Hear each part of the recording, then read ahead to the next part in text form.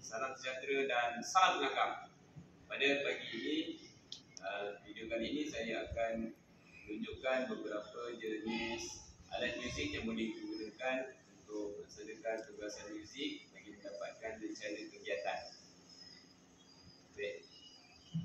Alat muzik yang pertama adalah conga. Jadi saya tunjukkan beberapa jenis kumpulan conga.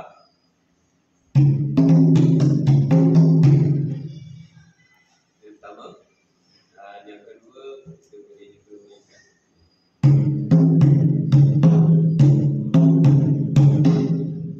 Okay, seterusnya alat yang kedua namanya adalah darbuka. Okay, saya tunjuk satu cara untuk main darbuka.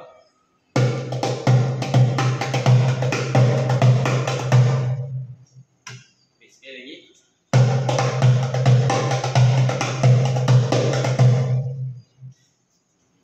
Yang ketiga ini adalah bridge. Dia asaskan bukan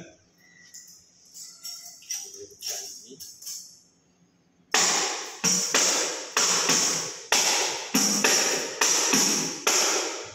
Yang terakhir, keempat, alat musiknya adalah tamborin. Ya, ada dua cara tunjukkan di sini. Pertama, kita tepuk pada tangan.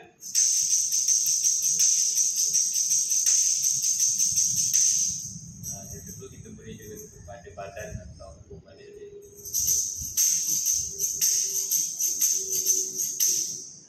Okay, itu sahaja untuk video kali ini. Antara jenis-jenis alat muzik yang boleh kita gunakan bermain khususnya untuk persembahan nasyid dan sebagai persembahan muzik yang lain. Okay, terima kasih.